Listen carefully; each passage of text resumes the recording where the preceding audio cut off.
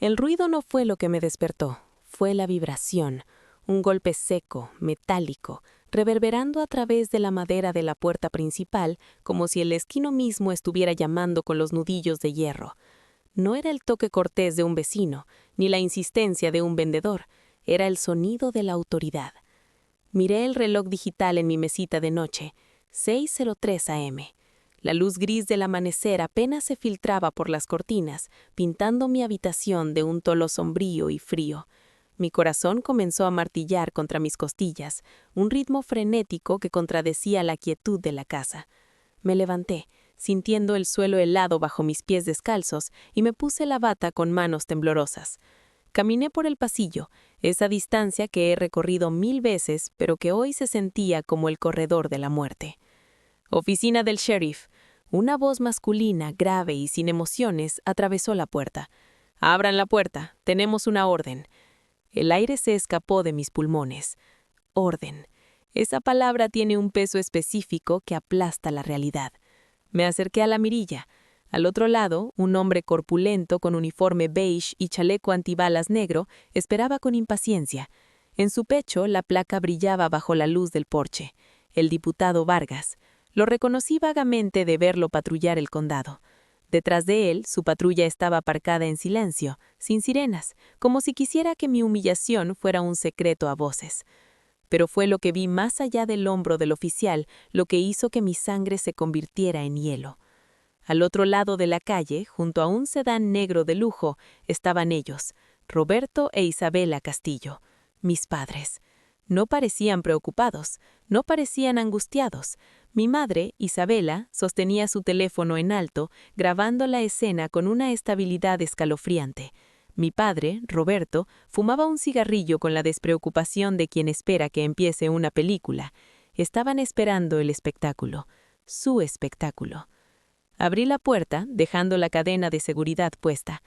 «¿Señorita Elena Castillo?», preguntó el diputado Vargas, sin mirarme a los ojos, concentrado en su portapapeles.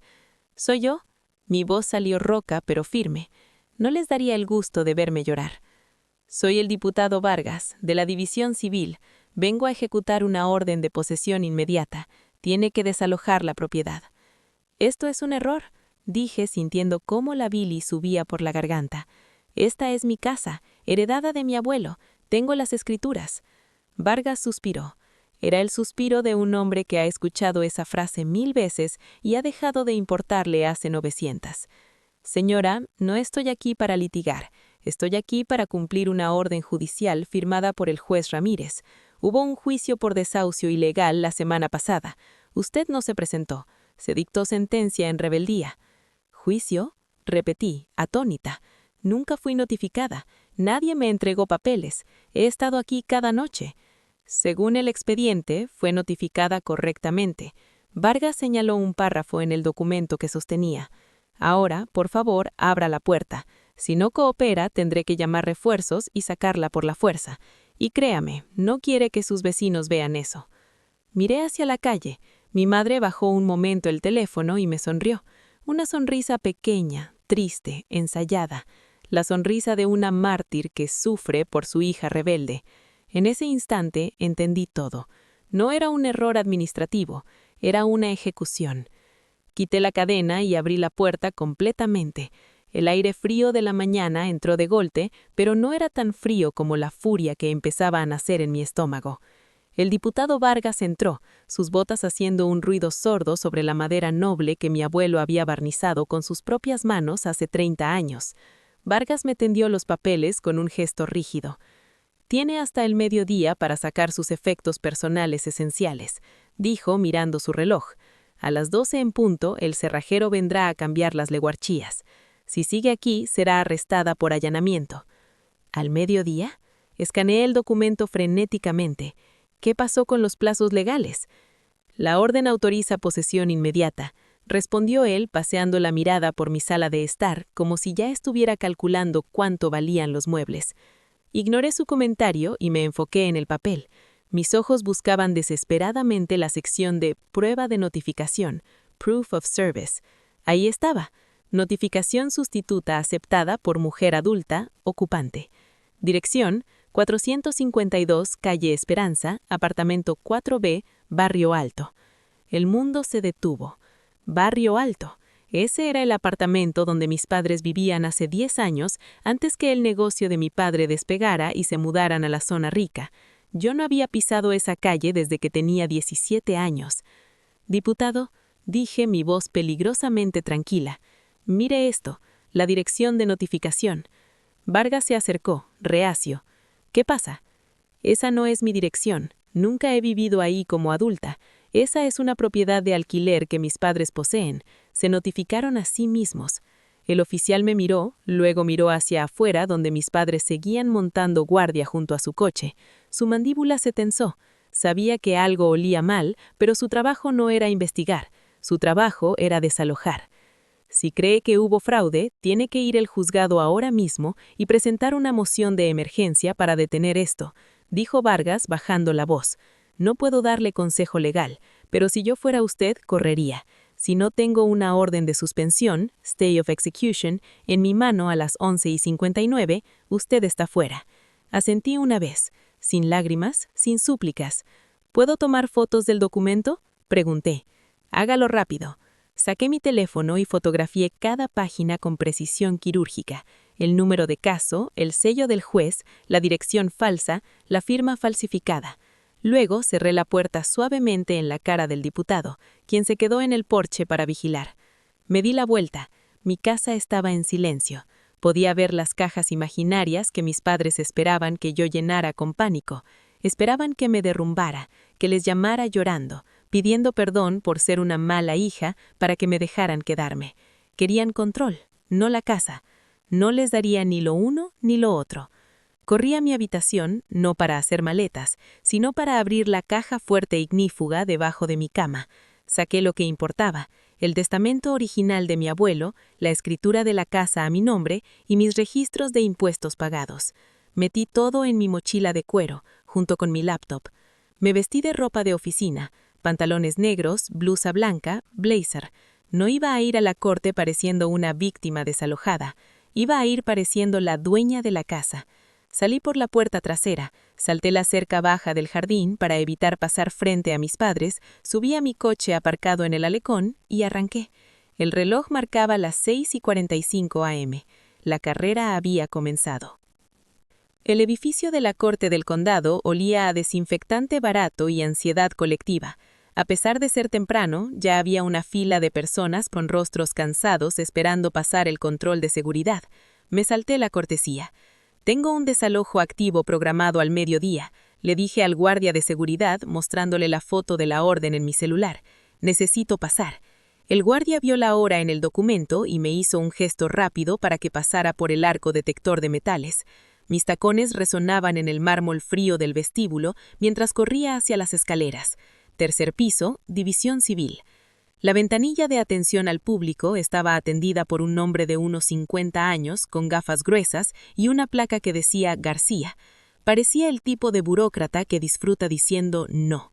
Buenos días, dije tratando de recuperar el hálito.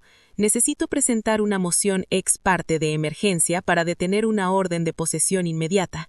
García ni siquiera levantó la vista de su teclado. ¿Número de caso? Se lo di. Tecleó lentamente, suspiró y negó con la cabeza. Este caso ya tiene sentencia final, señorita. Se cerró la semana pasada. Juicio en rebeldía. Ya no puede presentar una respuesta estándar. Lo sé, dije presionando mis manos contra el mostrador de cristal. Por eso necesito una moción de emergencia para anular la sentencia. Motion to vacate. Nunca fui notificada. La dirección en el expediente es falsa. García me miró por encima de sus gafas, escéptico. Todo el mundo dice eso cuando el sheriff toca tu puerta. Sentí una oleada de ira caliente, pero la congelé instantáneamente. Señor García, dije girando mi teléfono para mostrarle la foto de la prueba de notificación. Mire la dirección, calle Esperanza. Ahora mire mi licencia de conducir. Deslicé mi identificación por la ranura de cristal. Vivo en la avenida Los Robles desde hace 6 años, y mire la firma de quien recibió los papeles. Dice Isabela. La demandante es Isabela Castillo. ¿Es legal en este estado que la demandante reciba su propia notificación dirigida al demandado en una dirección que les pertenece a ellos? García parpadeó. Miró la pantalla, luego mi licencia, luego la foto. Sus ojos se entrecelaron. La apatía desapareció, reemplazada por la curiosidad profesional. No, murmuró. Eso es notificación defectuosa y posiblemente perjurio. Imprimió un formulario y se lo deslizó hacia mí. Llene esto, solicitud de suspensión de ejecución. Y esto, declaración de juramento de nulidad. Tiene que ser rápido. El juez Ramírez tiene un hueco en su calendario a las 9 a.m. antes de empezar los juicios largos. Si no entra en ese hueco, no lo verá hasta mañana. Y para mañana usted ya no tendrá casa. Entendido. Me senté en un banco de madera duro y comencé a escribir. Mi mano quería temblar, pero la forcé a la estabilidad. Escribí con letra clara y mayúscula. Motivo: fraude en la notificación. Evidencia: discrepancia de dirección, conflicto. La sala 14 era intimidante. Paneles de madera oscura, el sello del Estado en oro sobre la pared y un silencio denso. Cuando entré, vi que mis padres ya estaban allí. No estaban solos. A su lado estaba el abogado Moretti, un hombre conocido en la ciudad por ser tan caro como despiadado. Su traje gris impecable contrastaba con mi ropa de trabajo arrugada por la carrera. Isabela me miró con ojos llorosos, esa actuación de madre preocupada digna de un Oscar. Roberto ni siquiera me miró, mantenía la vista fija al frente, la mandíbula apretada. Caso 204B, Castillo contra Castillo, anunció el alguacil. El juez Ramírez, un hombre de cabello blanco y mirada severa, hojeó el expediente. Veo una moción de emergencia de la demandada, dijo Ramírez, mirándome. Señorita Castillo, usted alega falta de notificación. Tiene 2 minutos. Me puse de pie, aferrándome al podio para que no vieran mis manos temblar. Su señoría, la dirección donde se entregaron los papeles, calle Esperanza, es una propiedad de alquiler de mis padres. Yo no vivo allí desde hace una década. La persona que firmó la recepción de los documentos fue la propia demandante, mi madre. Usaron una dirección que controlan para asegurarse de que yo nunca viera la citación hasta que el sheriff llegó a mi puerta esta mañana. El juez Ramírez levantó una ceja y miró al abogado Moretti. Abogado, ¿es esto cierto? ¿Su cliente se notificó a sí misma? Moretti se levantó con una sonrisa suave, condescendiente. Su señoría, hubo una confusión administrativa con las direcciones antiguas, sin duda, pero eso es irrelevante ahora. La señorita Castillo está aquí, así que la notificación ha cumplido su propósito. Además, el desalojo no se basa solo en la ocupación ilegal, se basa en la titularidad. Moretti sacó un documento de su maletín y lo sostuvo en alto como si fuera una espada. Presento como evidencia la escritura de renuncia, Quit Claim Deed, firmada y notariada hace 2 semanas. La señorita Castillo transfirió voluntariamente la propiedad a mis clientes el día 13 de este mes. Ella ya no es la dueña. Es una ocupante precaria en la casa de mis clientes. El aire salió de la habitación. ¿Escritura de renuncia? ¡Eso es mentira!, exclamé, olvidando el protocolo. Yo nunca firmé nada. Esa casa es mi herencia. Silencio, ordenó el juez Ramírez, pero su mirada se posó en el documento que Moretti le entregaba al alguacil. El juez lo examinó. Parece una escritura válida, registrada en el condado con sello de notario público. Mi mente daba vueltas. Habían falsificado una escritura. No solo querían echarme, querían robarme la propiedad legalmente. Habían escalado de una disputa civil a un crimen federal. Su señoría, dije, tratando de mantener la voz firme, esa firma es falsa. Niego categóricamente haber estado frente a un notario. Solicito que se detenga el desalojo hasta que se verifique la autenticidad de ese documento. El juez Ramírez miró el documento, luego a mis padres, luego a mí. Es una acusación grave, señorita Castillo. Alegar fraude en una escritura registrada requiere pruebas contundentes. Deme 24 horas, supliqué. Solo pido eso. Si me desalojan hoy, perderé acceso a mis registros y a la seguridad de mi hogar para preparar mi defensa.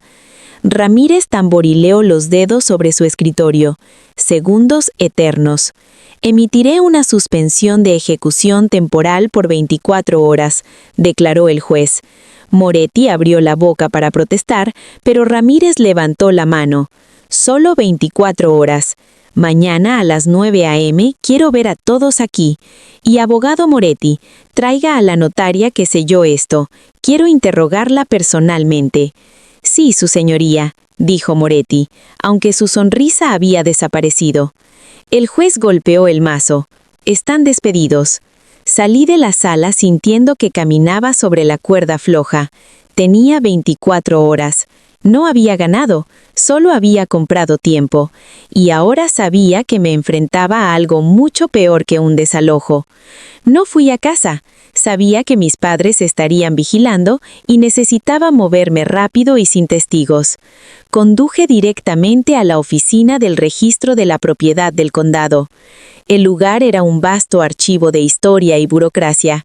Fui a una de las terminales de computadoras públicas y busqué mi dirección. Allí estaba, la escritura de renuncia, escaneada y registrada hace exactamente 14 días. Hice zoom en la imagen digital.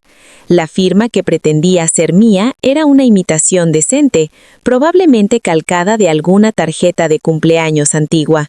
Pero no fue la firma lo que llamó mi atención, fue el sello del notario. Lucía Velázquez, notaria pública. Busqué el número de comisión del notario en la base de datos del Estado. Activa, sin complejas previas. Parecía legítima, pero algo en el documento escaneado me molestaba. Hice zoom máximo en la fecha de expiración de la comisión del notario estampada en el papel. La tinta estaba ligeramente corrida en el último dígito del año. Parecía un 2026, pero había una sombra debajo. Un 5 convertido en 6 con un bolígrafo negro superpuesto al sello de tinta azul. Mi corazón dio un vuelco. Un notario nunca altera un sello a mano. Si el sello está mal, compras uno nuevo. Si corriges un sello oficial manualmente, invalidas el documento. Imprimí la imagen en alta resolución. Luego fui al mostrador. Quiero poner una alerta de fraude en mi propiedad, le dije a la empleada, y quiero una copia certificada de esta escritura, incluyendo los metadatos de ingreso. Eso costará $50, dijo ella. Pagué sin dudarlo. Con los documentos en mano, analicé la fecha de la supuesta firma, 13 de enero a las 10:30 a.m. Esa fecha, ese horario. Una sonrisa fría y lenta se formó en mis labios. El 13 de enero fue un martes. Yo trabajo como gerente de proyectos en una empresa de tecnología con seguridad nivel militar. Mis padres, en su arrogancia, habían elegido una fecha al azar, y al hacerlo, habían cometido un error fatal. Saqué mi teléfono y llamé a David, el jefe de seguridad de mi empresa. Elena, ¿todo bien? ¿No has venido hoy? Necesito un favor enorme, David. Es cuestión de vida o muerte literalmente. Necesito mis registros de acceso del día 13 de enero, y si todavía existen, las grabaciones de las cámaras de seguridad de la cafetería y del garaje de esa mañana. Los registros los tengo en 5 minutos. Las grabaciones, el sistema se sobreescribe cada 30 días. Estás de suerte. Todavía deberían estar ahí. Guárdalas. Hazme copias certificadas con marca de tiempo. Voy para allá. Colgué el teléfono. Mis manos ya no temblaban. La sensación de víctima se había desvanecido, reemplazada por la fría determinación de un predador que acaba de oler sangre. Mis padres creían que estaban jugando a póker con una niña asustada. No sabían que yo tenía una escalera real en la mano. Llegué a mi oficina en tiempo récord. David me esperaba con una memoria USB y una carpeta impresa. No sé en qué lío te has metido, Elena, pero aquí tienes la prueba de que no saliste del edificio en todo el día el 13 de enero. Abrí la carpeta. Era hermoso. 08:15 a.m. Entrada garaje B. Escaneo de placa. 08:20 a.m. Torniquete de seguridad lobby. Tarjeta de identidad. 010:30 AM. Acceso a sala de servidores. Biométrico. Huella dactilar. No se puede falsificar. A la misma hora que la notaria Lucía Velázquez juraba que yo estaba firmando papeles en su oficina al otro lado de la ciudad, mi huella dactilar estaba abriendo una puerta de seguridad a 20 kilómetros de distancia. Te gracias, David, me acabas de salvar la vida. Regresé a casa con la evidencia en el asiento del copiloto como si fuera un pasajero VIP. Cuando entré en mi calle, vi una vinameta blanca frente a mi casa. Un hombre con un taladro estaba arrodillado frente a mi puerta principal. Mis padres estaban detrás de él, dándole instrucciones. «Rompa el cilindro si es necesario», gritaba mi padre. Frené el coche con un chirrido, salté y corrí hacia ellos. «¡Alto!», grité, levantando la copia de la orden del juez. «Tengo una orden de suspensión. Si tocas esa puerta, estás cometiendo un delito». El cerrajero se detuvo en seco, levantando las manos y apagando el taladro. Miró a mis padres con confusión. «Me dijeron que tenían posesión legal», dijo el hombre. «Mintieron», dije clavando mis ojos en los de mi madre. «Como mienten sobre todo». Le entregué la orden al cerrajero. Él la leyó, vio el sello del juez de esa misma mañana y empezó a recoger sus herramientas inmediatamente. «Yo no me meto en líos con jueces, señor. Me voy». «Espera», gritó Roberto, mi padre con el rostro rojo de ira. «Te pago el doble». «No vale la pena perder mi licencia, jefe», dijo el cerrajero subiéndose a su furgoneta y arrancando. Quedamos los tres solos en la acera. El silencio era... A las 8:55 AM del día siguiente, la sala 14 estaba llena. La tensión eléctrica en el aire era casi palpable. Me senté en la mesa de la defensa, sola. En la mesa de los demandantes, mis padres parecían nerviosos. El abogado Moretti repasaba unos papeles, pero su confianza parecía haberse erosionado. Y detrás de ellos, sentada en la primera fila, estaba una mujer que no conocía, pero que reconocí por el miedo en sus ojos. La notaria, Lucía Velázquez. «Todos de pie», anunció el alguacil. El juez Ramírez entró, su túnica negra ondeando como las alas de un cuervo. Se sentó y fue directo al grano. «Estamos aquí para determinar la validez de la escritura de renuncia presentada ayer. Señorita Castillo, usted alega fraude. Abogado Moretti, usted alega legitimidad. Llamen a la notaria». Lucía Velázquez se acercó al estrado de los testigos. Juró decir la verdad con una voz temblorosa. Era una mujer joven, probablemente nueva en el negocio, manipulada por alguien con poder o dinero. Sentí una punzada de lástima, pero la suprimí. Ella era parte del robo. El juez Ramírez tomó el control del interrogatorio. «Señora Velázquez, ¿usted notarizó este documento el 13 de enero?» «Sí, su señoría». «¿La señorita Elena Castillo compareció ante usted físicamente?» Lucía dudó un segundo. Miró a Moretti. Moretti asintió imperceptiblemente. «Sí, su señoría. Ella vino a mi oficina». «¿A qué hora?», preguntó el juez. «Por la mañana, alrededor de las 10:30 AM». «¿Y usted verificó su identidad?» «Sí, me mostró su licencia de conducir». El juez Ramírez se reclinó en su silla. «Bien, señorita Castillo, su turno». Me levanté. No necesitaba ser abogada, solo necesitaba ser precisa. «Señora Velázquez», dije, sosteniendo mi carpeta, ¿trajo su libro de registro notarial? ¿Notary Journal?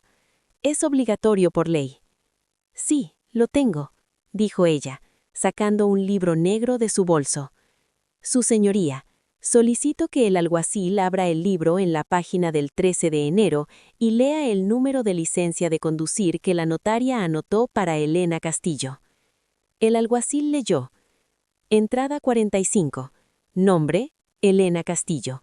Licencia número D558, termina en 402. «Gracias», dije. «Su señoría, aquí presento mi licencia de conducir real. El número termina en 889. El número en el libro es falso. Un murmullo recorrió la sala. Moretti se puso pálido.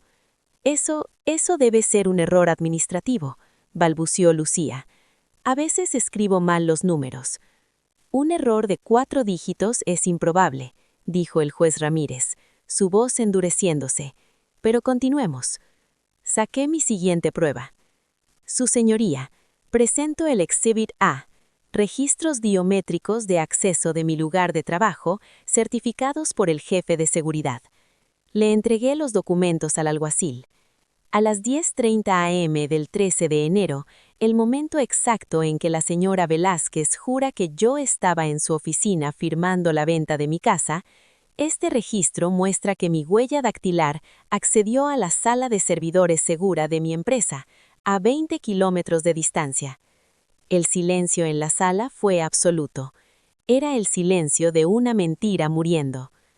Y por si eso no fuera suficiente, continué, implacable, presento el Exhibit B, fotogramas de video de seguridad de las 10:35 am. Muestran mi cara claramente dentro de las instalaciones de mi empresa. El juez Ramírez miró las fotos, luego miró a Lucía.